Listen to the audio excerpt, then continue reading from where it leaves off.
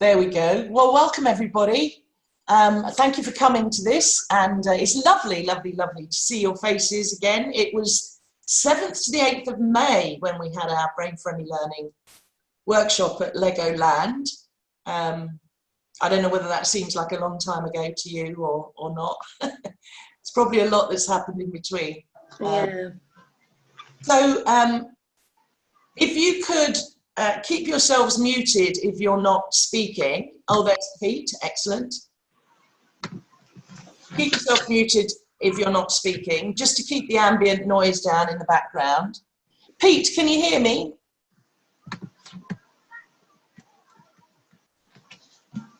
Okay, so this is your opportunity to share whatever you want to share about successes, wobbles, challenges, and to get some coaching from Jen and me about how you might kind of further deepen and embed your learning about brain-friendly learning. So it's going to be very informal, and yeah, Pete, can you hear me?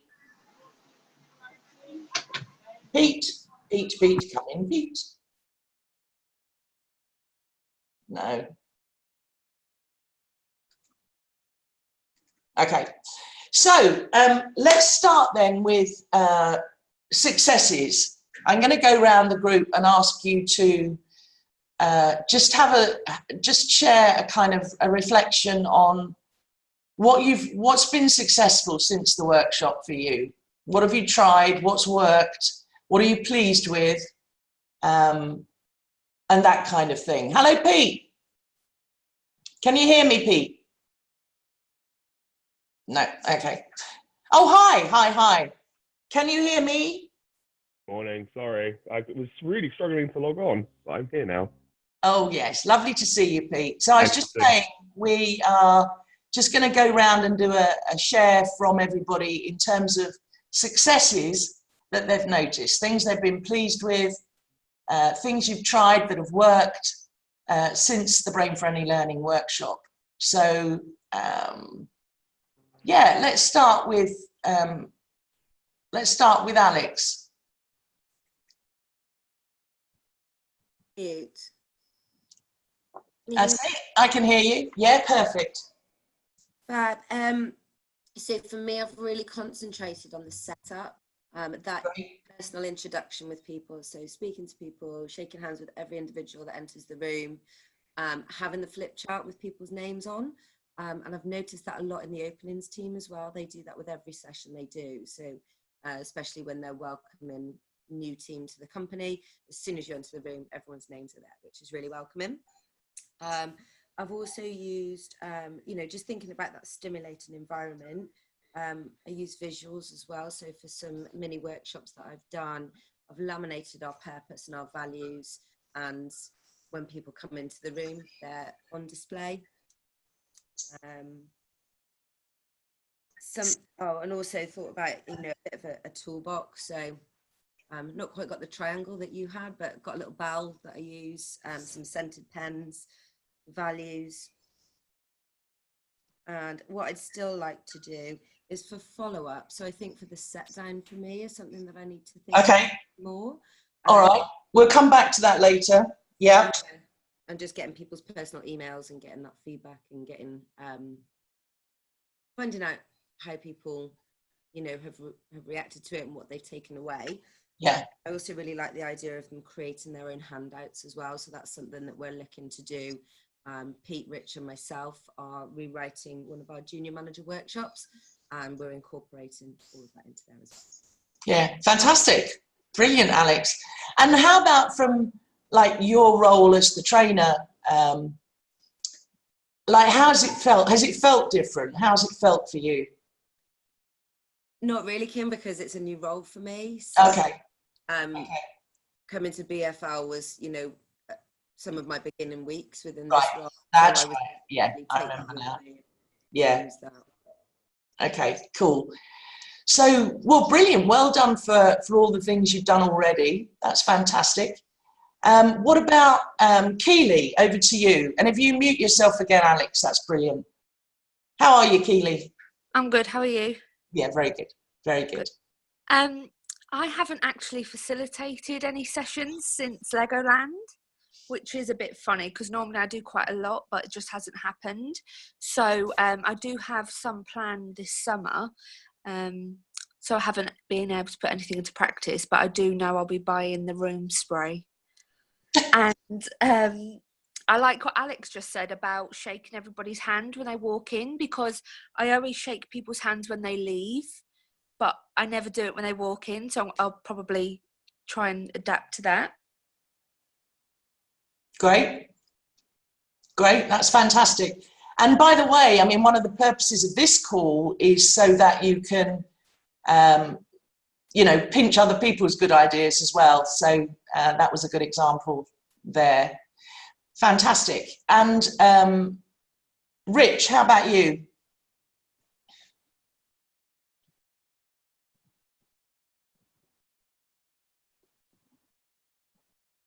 No, we lost him. Okay, let's go to Pete. Pete. Excellent. I think I've unmuted myself. So yeah, we've done quite a bit with the content design.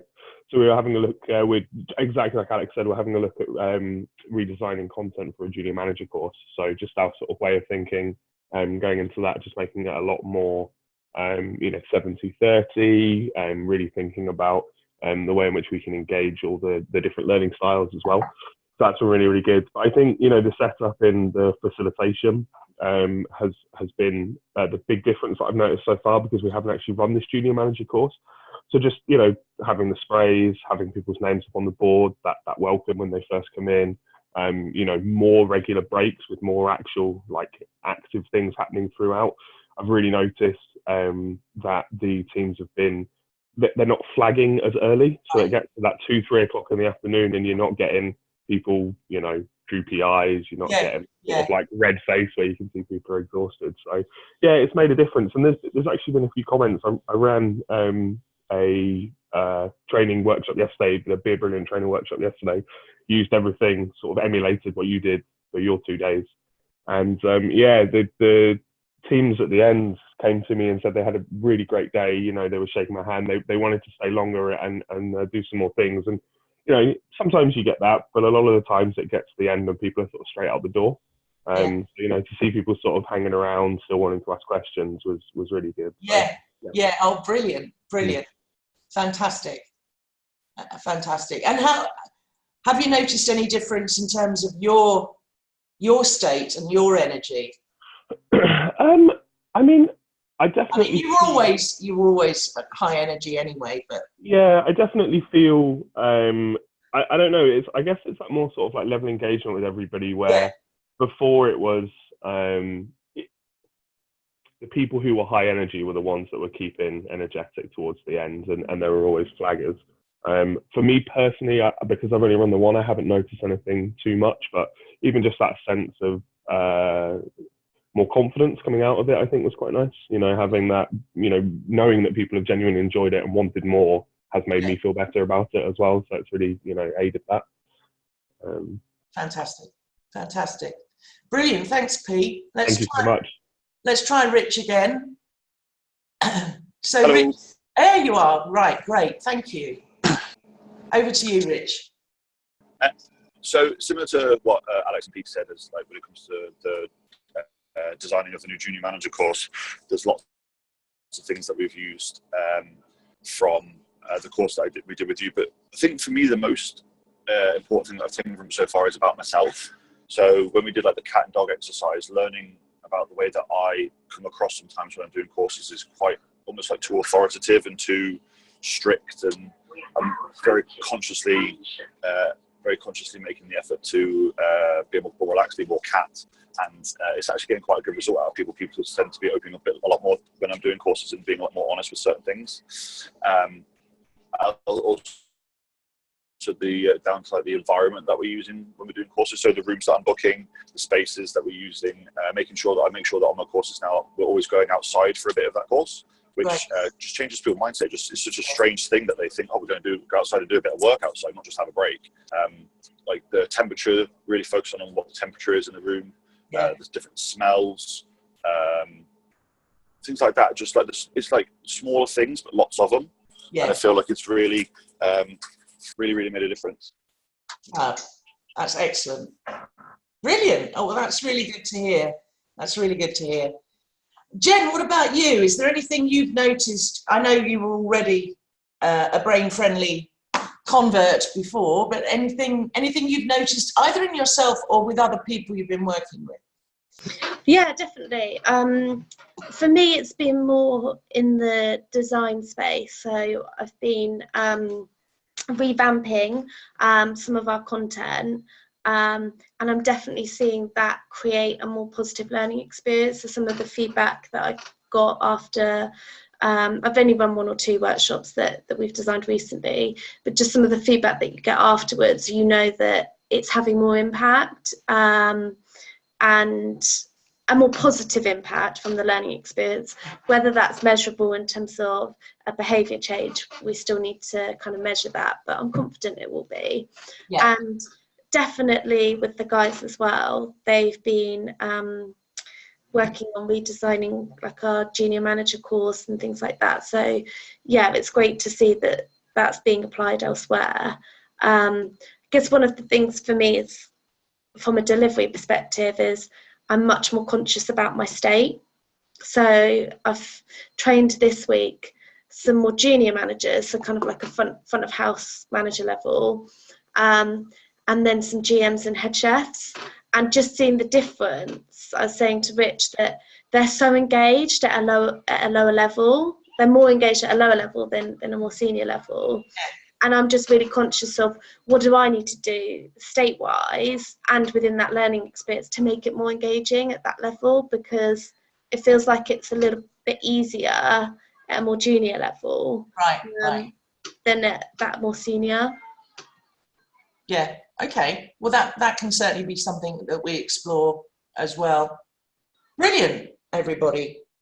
So let's use the bulk of the rest of the time to focus on challenges or things that you would love to make even better, that you would love to kind of bring much more into everything that you're doing, to bring that spirit of brain-friendly learning into everything that you're doing. And what are you finding in terms of the kind of the obstacles that you're butting up against? So we've got one topic here, which is the follow-up and the set down. We can certainly talk about that. But what else? Just have a think for yourself and raise your hand when you've got one. What else is getting in the way for you in implementing brain-friendly learning as completely and fully as you would like to? Okay. So for me, I think it's a bit of trying to do everything at once. So because we're so busy at work and we've got a lot on and we've got a lot to do, there's lots of things that I would quite like to implement and quite like to change. But it's quite a lot, and I'm just conscious of I don't want to overstretch myself and it actually have a negative effect. So making sure that I time it. Right. Yeah. So I mean, it sounds like you've got a good strategy for that, Rich, which is to sort of introduce them one at a time, in a sense. Is there anything that would help on this call about that, do you think? Or is it just a question of doing it as you make time to do it?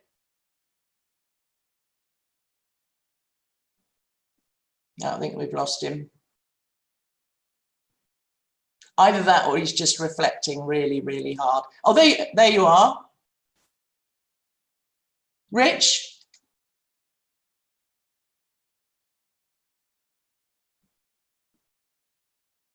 No, it's a very bad connection Rich has got there, unfortunately. I think he's probably working in a fridge or something. Oh, sorry. That's all right. Did you hear my question? I didn't know, sorry. That's all right. That's all right. I was just saying, it sounds like you have a strategy for that, what you just raised about it being very busy and too much to do at once, which is just to do things one at a time. But my question was, is there anything else we can help you here today? I don't think so. I think it's just sort of like an ongoing thing. Like this school's really good. I'd quite like to do it going forward if we could, so that if we do try something new and we try like a new training course or something that we do, because we're running a new course in a week or two that we designed a new junior manager course. So off the back of that, I think there'll probably be quite a few bits of feedback for us and some things that we want to look at. So. Yeah. Okay, cool. All right. Thanks, Rich. Cheers. So any other kind of themes coming up in terms of obstacles or challenges? I've got one that others might be able to relate to is I think for a lot of us, when we are creating like a learning experience of some sort, we often are like working with other stakeholders or people from other departments, and obviously they don't have the insight that we have, and I'm thinking at the moment that we're going to start designing like a people basics kind of workshop, and we'll work with HR and recruitment to build that together. And I really want them to lead that because they're the experts. But obviously, I have the insight of BFL and want it to be constructed in a certain way and have a certain flow to it and experience for that individual. But like how do you share this with other people without them going, what's this fluff? And how can we like bring them on that journey and start to influence them from a learning, but not do it all for them as well? Yeah. Great. Gotcha. Okay. Any more?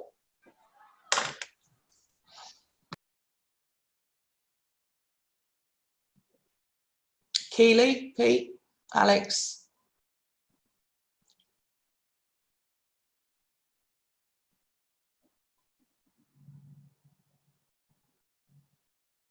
No? Okay. That's fine. I don't want to make up challenges if they're not there. All right, so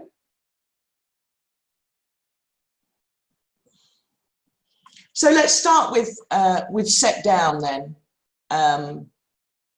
So that was you, Alex. Can you come in and say a bit more about, again, help me understand the challenge. Is it that you don't know how to do that yet and you want more ideas, or is it that you just haven't got round to it yet, but you do know how to do it? Yeah, hi Kim. I think it's a bit of both, to be honest. Okay. I think I've concentrated so much on the setup and having that energy at the beginning that actually, am I losing it towards the end because the set down isn't as energetic? So yeah, I'm looking for some ideas, and for me on a personal level, with anybody on that course, about, I want to get the personal email addresses and do that following up. But yeah, some ideas around it would be good. Okay. All right. And we can all chip in with this if you have other ideas. So number one, I would say, and is to start with the end in mind. So as you're designing, like, if you think about set up, the experience, set down, those three chunks, when you're designing, you should be starting with set down. Okay, so that becomes an integral part of the whole thing. It's the Stephen Covey thing of start with the end in mind. So, so rather than making that the last thing you think about, make that the first thing you think about. Number two, if you go back to the manual, there's a whole section on follow-up, transfer, set down, with some really good ideas. So it might be useful to just kind of refamiliarize yourself with some of those. What would be the third thing I'd say?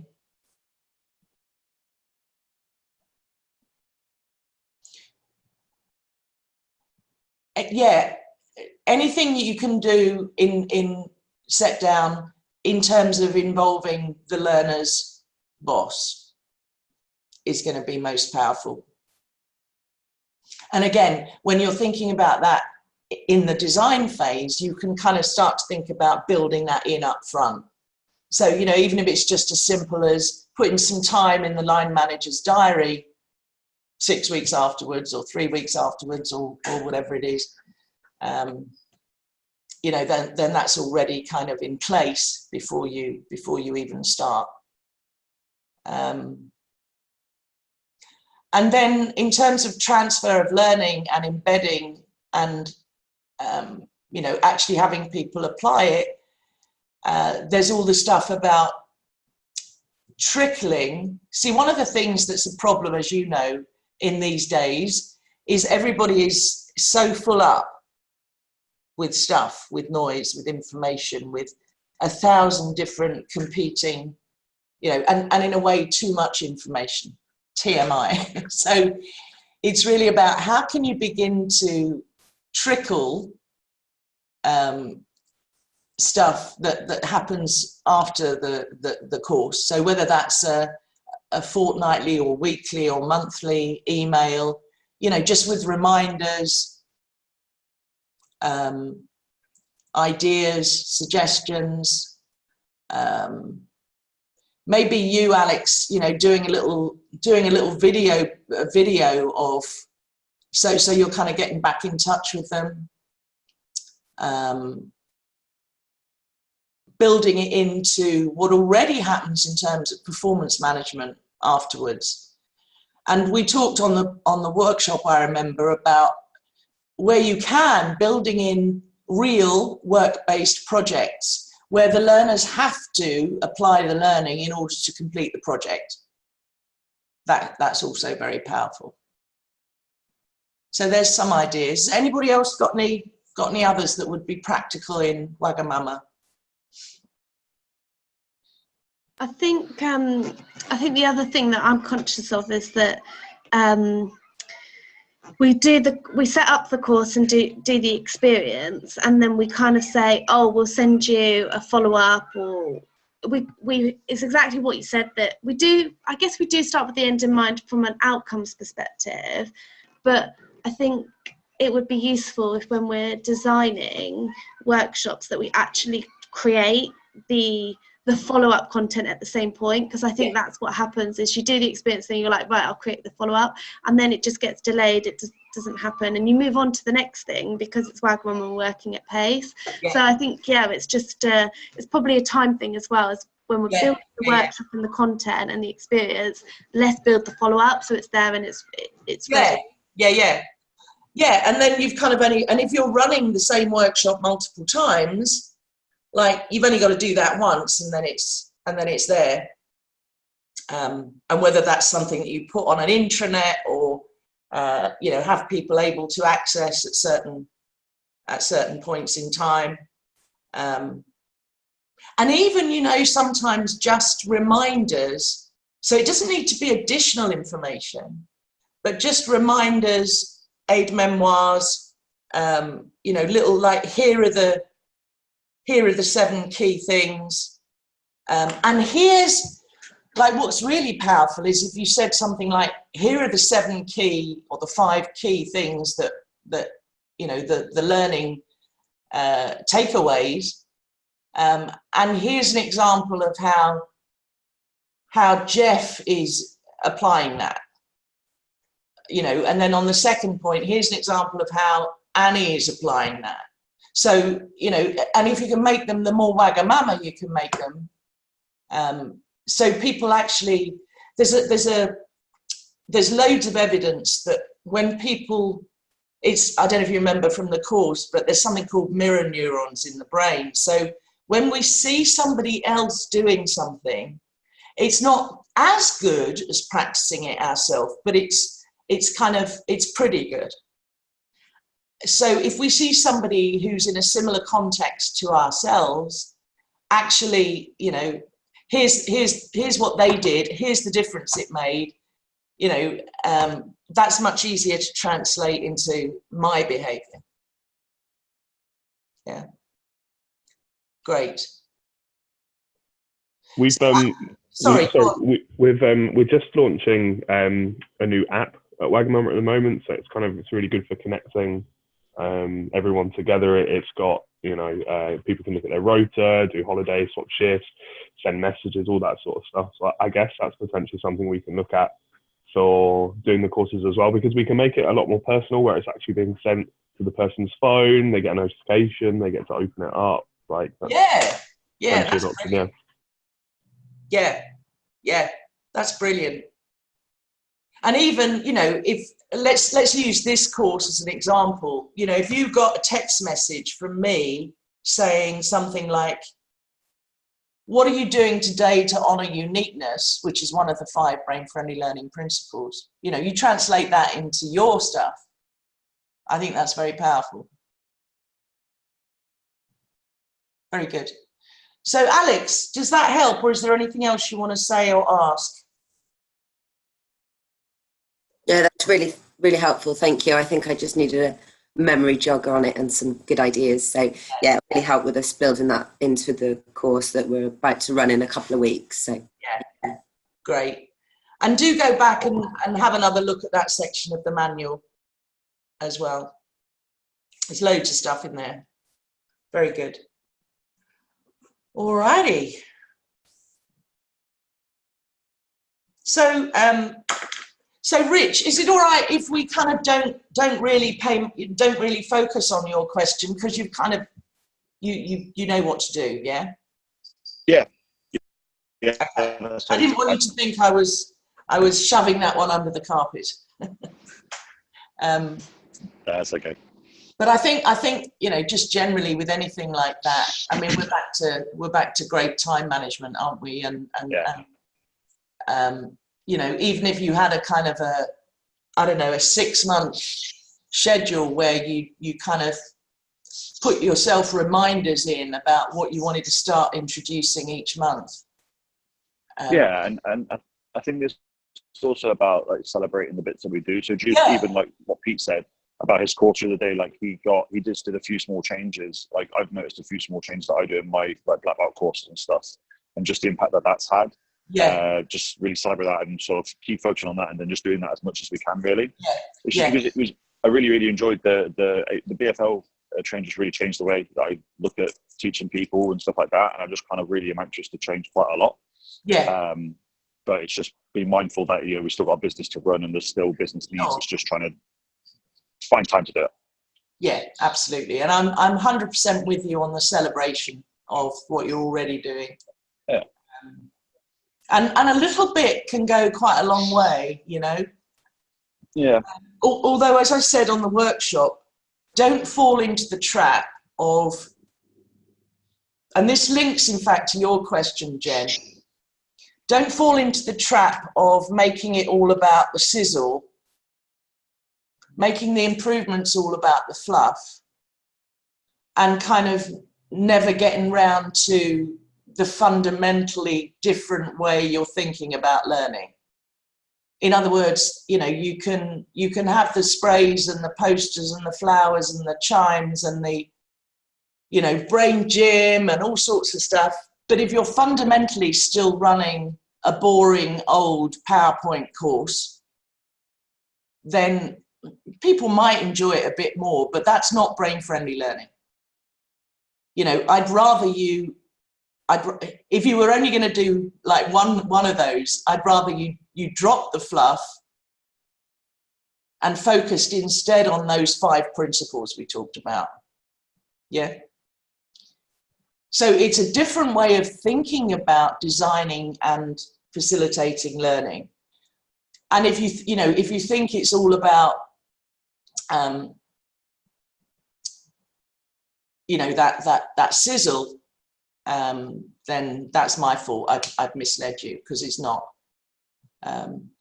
All the sizzle is really just a way of, underneath that one principle of state is everything, it's a way of kind of doing that. But don't forget the other 4 principles is what I'm saying. Yeah, honoring uniqueness, creation, not just consumption, the 70-30, keeping it real, and you know, making sure that you're using all of those different learning styles. So I guess if you took, you know, those two things, sizzle and substance, focus on the substance first, because adding the sizzle is the easy bit. Yeah. So coming on to you, Jen, you know, that would have been the first thing I wanted to say to you about that, is to share with your stakeholders, even in a very short space of time, share those 5 principles with them. Do you remember in the manual there was those little cartoon drawings that said diseases and cures? The disease, what's the disease and what's the cure? And you all sat around in small groups and talked about what was wrong with traditional training anyway, and how brain-friendly learning might be the, you know, the answer to that. I mean, that would be a great exercise to do with your stakeholders. Yeah. So that they begin to understand the principles of it, rather than thinking it's all just fluff. Yeah. And, you know, give them some of that reading. There's, again, a section in the manual that talks about those 5 principles from a very kind of non-fluffy place. Like what, you know, why we think those 5 are the most important things, given the science, given the research, given the neuroscience stuff. And then have a conversation with them about it. So, yeah, that would be the first thing that I'd say. But, you know, it's that thing of it's for you, it's working out for you. What are the small number of things that I could help them understand that couldn't fail to have them go about it a bit differently. Yeah, so I don't know what, you know, you'd need to kind of sit and reflect on that, but, you know, even in an hour's session or a 30-minute session, you could have it again. But here's the thing, make the way you do that, Jen, brain friendly. Yeah. Yeah, so you need to model what you're trying to espouse in the way you're talking to them about it. And that means having a conversation, engaging them in it, getting them to think about what's wrong with the pore and snore stuff, and then offer to follow that up with any other kind of resources or information if they're interested, if they're curious.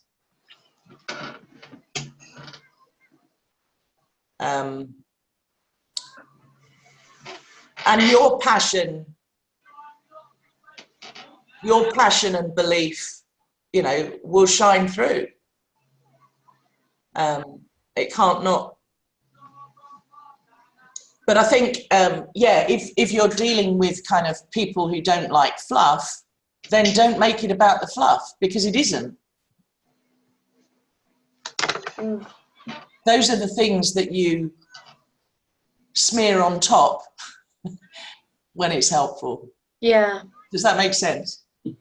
Yeah, and I think that there has been a bit of that actually, because we've had where we've come away, I think we've probably all been a bit guilty of this, where we've come away and got this insight, and time is a challenge to go, right, let's redesign all of this stuff that we've got and make it all BFL.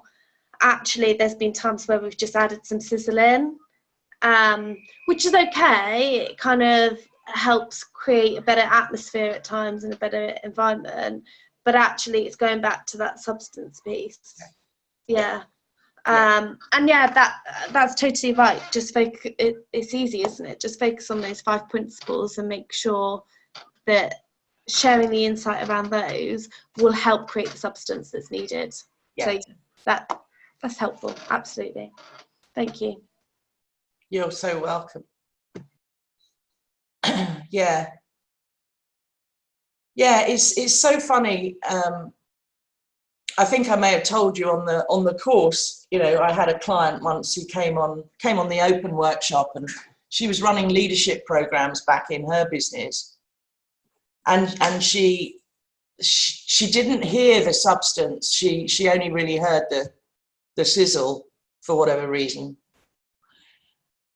And one of the things that she got was that it's really useful to have a theme, like have a fun theme. So she went back and she redesigned all her well, she didn't redesign them. She went back and just made all of her leadership programs with a Star Wars theme. And she had Star Wars posters and Star Wars music, and you know, all the props were Star Wars. But the bloody program was still 150 boring PowerPoint slides. And it was all one way, and it was pour and snore, and it was, you know, death by PowerPoint. And everybody in her organisation just rioted. And in my view, they're right to riot. Like, that's not it. And that was probably the end of brain-friendly learning in her organisation, very sadly. So yeah, it is possible to have the substance and the sizzle integrated together, but if you're just doing the sizzle on its own, the danger is people who think of themselves as very serious and businesslike will just write you off. Excellent.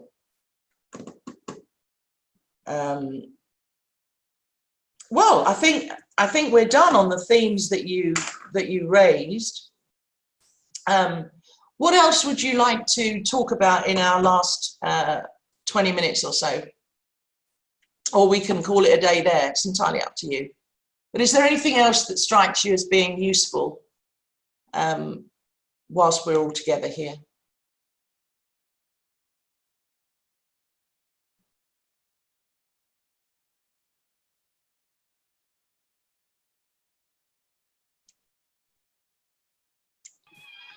Was there any additional information that anybody wanted? Because I know that there were some things that came out of the feedback around, I think it was, I don't know if it was anybody that was on the call, but it was specifically around design.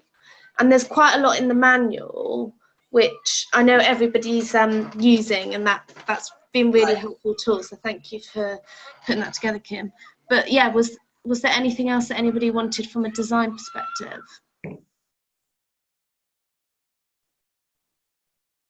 I think when we were looking at doing the junior manager course, we used the book quite a lot, and I've definitely had a good read through it and sort of pulled out some sections. One of the things that I noticed that I kind of struggle with sometimes is just finding almost we have the content, so we do the train the trainer course, so the content's there, and that's something that definitely needs to be looked at.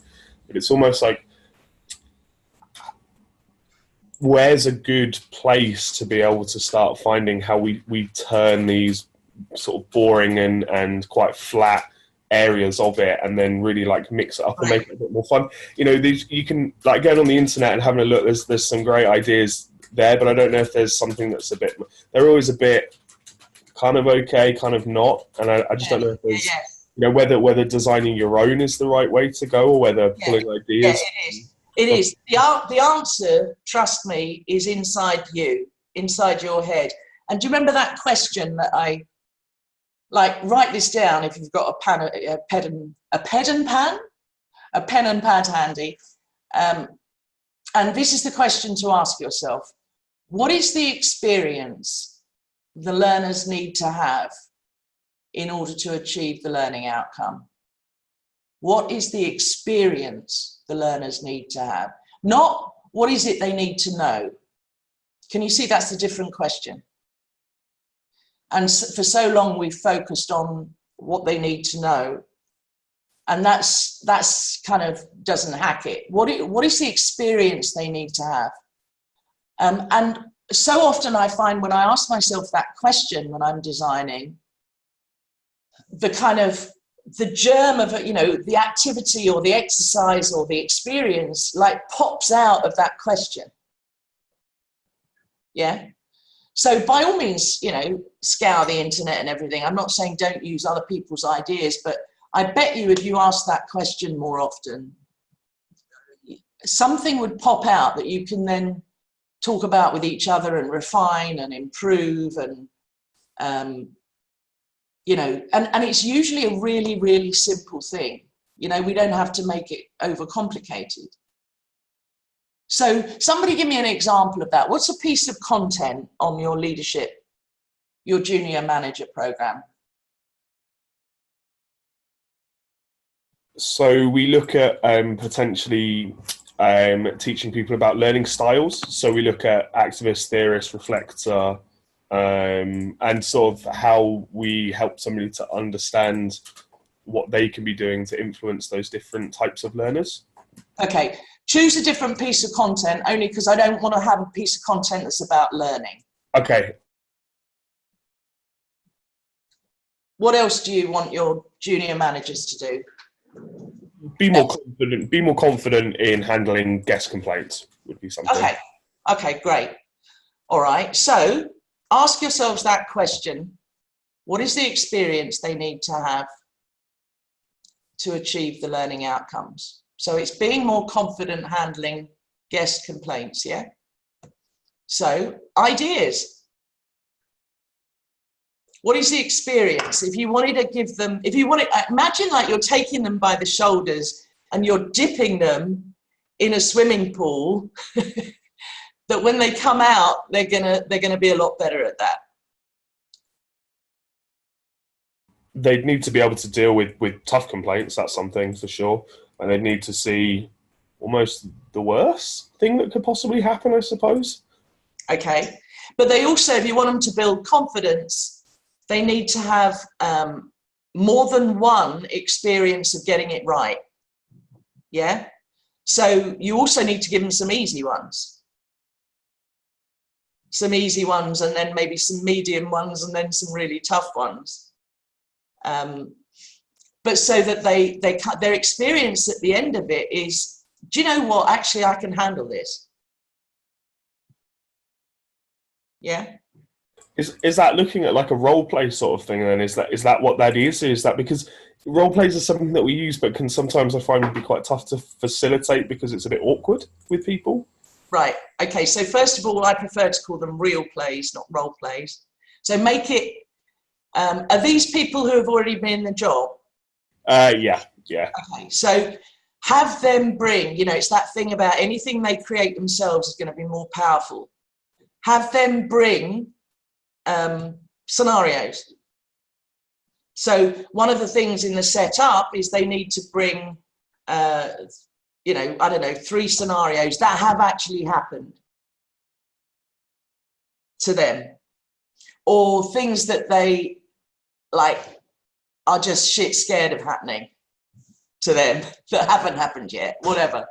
But what I'm saying is don't make it something that you've designed. Make it something that they bring, right? So it could be real play. That's one way of doing it. It could be, what else could we do? What else comes out of that for people? Pete, so recently I've been helping Chris in ER to deliver the ER workshop to head chefs and GMs. And the first time he did it, like literally couldn't get a word out of the people there. But so what we did, we revisited the setup and the design of the workshop, and we actually videoed scenarios of ourselves and then played that back. So they were watching it live, and then they debated what was right and what was wrong, and that kind of got more out of them. Great. Nice. Yeah. So give them something to kind of bounce off against, like that. That's brilliant, Keely. Yeah.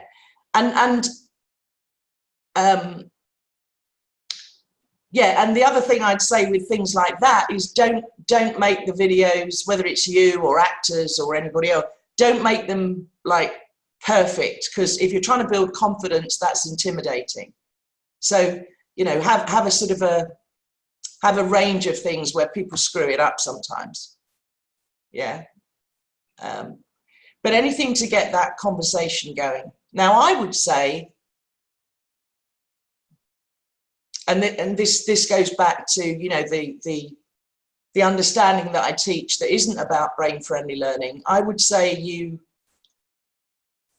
the way you build confidence is by having people see that they already, having people see that they are far more creative, resilient, and resourceful than they think. Yeah. So I'd probably go, you know, I'd probably do a whole load of stuff on that. So they really start having insights that whatever happens with a guest, they can trust themselves to do the right thing, which is a different way of going. But yeah, anything else that comes up for people when you say, what is the experience they need to have?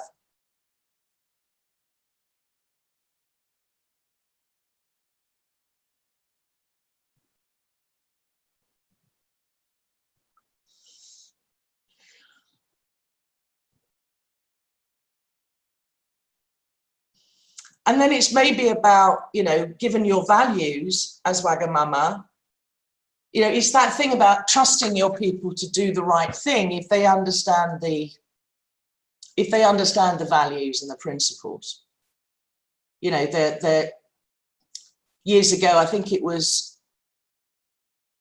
Hewlett Packard. It just had one thing in the staff handbook, which is, we trust you to do the right thing. So if you do, then give them, I don't know, 3 to 5 principles, like, you know, red lines about what you want. But within that, you know, you have to give them enormous flexibility about how you, in other words, what you don't want to do is create a load of automatons who are just following what it says in the manual. Yeah, because that doesn't work. Is it a little bit about sort of teaching them that it's okay for them to come up with their own solutions to stuff, and yes, that, like you said, they've got like as long as, basically for us, it's pretty much as long as the guest leaves happy and their solution's been yes, solved, they can kind yes, of do it however which way that they would like to do it. I think the hard thing is, especially with junior managers, they really worry what their, say for instance, their senior manager, their general manager will say about the way that they dealt with the complaint. I think for us, it's really important to just reiterate them and get them to realize that all the GM cares about is that the guest left happy, pretty much. And how you get to that point is pretty much up to you. Yeah, yeah. So it's fixed outcome, variable means. Yeah. Yeah. But I think junior managers, they focus a lot on how do we have those conversations, the actual conversation, not the ending that they focus on. They focus, the bit that they're scared about is the conversation that they're going to have with that guest. It's not they're scared about getting to the ending. They're scared about the interaction. Yeah. So that's something that, you know, you can have a whole range of exercises and activities around, whether it's real play, whether it's just having a conversation in small groups to share ideas and to kind of help each other feel more resourceful with it, to, as Keely said, showing them lots of examples of, you know, not very good to good. Lots of different ways of doing that. And again, building on my principle of anything you can get them to create is better. You know, you could do something, a great exercise would be give them in small groups, they need to come up with that, just what we said, have them come up with like the absolute non-negotiable things about it, right? Which, so they talk about it together and they're coming up with a little, almost like a little card that you would give to new junior managers that, that help them do it better. And in the process of talking about that and creating that, they start to have insights for themselves as well. So coming back to your point, Pete, generally, I know we've kind of drilled down into a specific example there, but does that make sense to like go for the simplest solution, the simplest answer to that question? Yeah?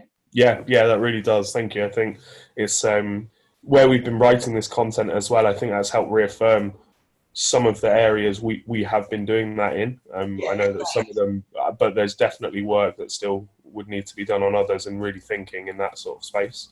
Yeah, fantastic. And you're all, talented enough, creative enough, skilled enough to do that. If you just give yourself, it's so interesting in our society. We've been trained that if we feel stuck on something, we go and look for something outside. We go and look for the expert's answer. And I just want to kind of reiterate with all of you that you have this incredible, not just your brain, but this incredible wisdom as well that can guide you in that. And you can trust that. You can trust that. And as you say, if you go on the internet and download all this stuff, it's kind of, you've probably got to do 3 times the work to make it work for you, as if you'd have come up with something yourself in the first place. Yeah, brilliant. Fantastic. Well, let's leave it there. This has been, I think this has been great. I don't know about you. I'll get you to say something in a minute, but I'm very happy to do this again, this kind of thing.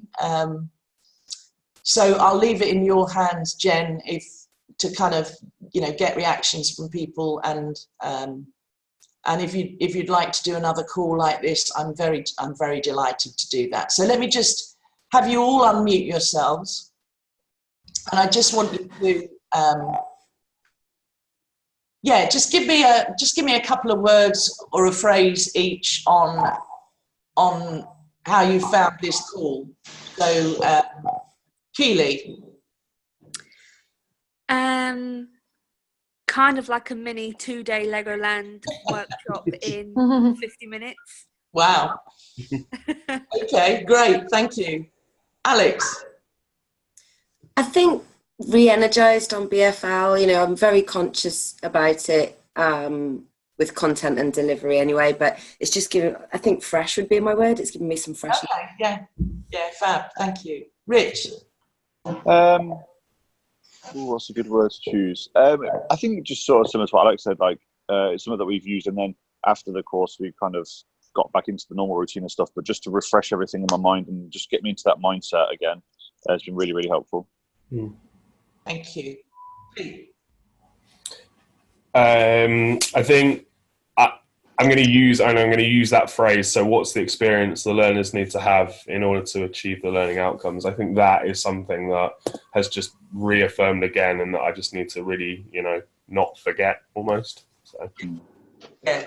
Put it on your wall at work. Yeah. I think I might laminate it and have it as one of the things I stick to the wall when we go in. Yeah, fab. Thank you. Jen. Yeah, similar to everyone really. Yeah, I feel a lot more re-energized. Feel like I've got even more insight into this just through the conversation. I think that just makes me realize that actually getting together, we can really problem solve and work through some of this stuff. So it's great to just have that next level of insight and keep it alive. So thank you, really valuable. Brilliant. Well, I hope to stay connected with you all. Have a wonderful Friday and a great weekend. Yeah, you too. Thank you. You too. Take care. Thank you. Thanks so much.